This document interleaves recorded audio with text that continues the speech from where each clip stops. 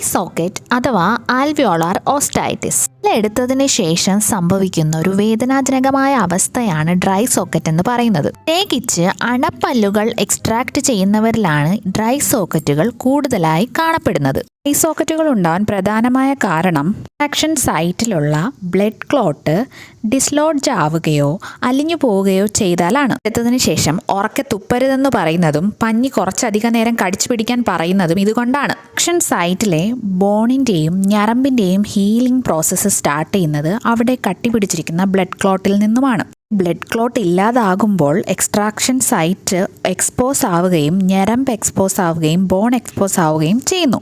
ാണ് അതികഠിനമായ വേദന അനുഭവപ്പെടുന്നത്. സോക്കറ്റിന്റെ ട്രീറ്റ്മെന്റ് എന്തൊക്കെയാണെന്ന് നോക്കാം. സോക്കറ്റ് ഇറിഗേറ്റ് ചെയ്ത് ക്ലീൻ ചെയ്തതിന് ശേഷം മെഡിക്കേറ്റഡ് ഡ്രസ്സിംഗ് ചെയ്യുന്നു. ആക്ഷൻ സൈറ്റിന്റെ ഹീലിംഗ് പ്രൊമോട്ട് ചെയ്യുന്ന പേസ്റ്റ് ഉപയോഗിച്ചായിരിക്കും മെഡിക്കേറ്റഡ് ഡ്രസ്സിംഗ് ചെയ്യുന്നത്. Pain management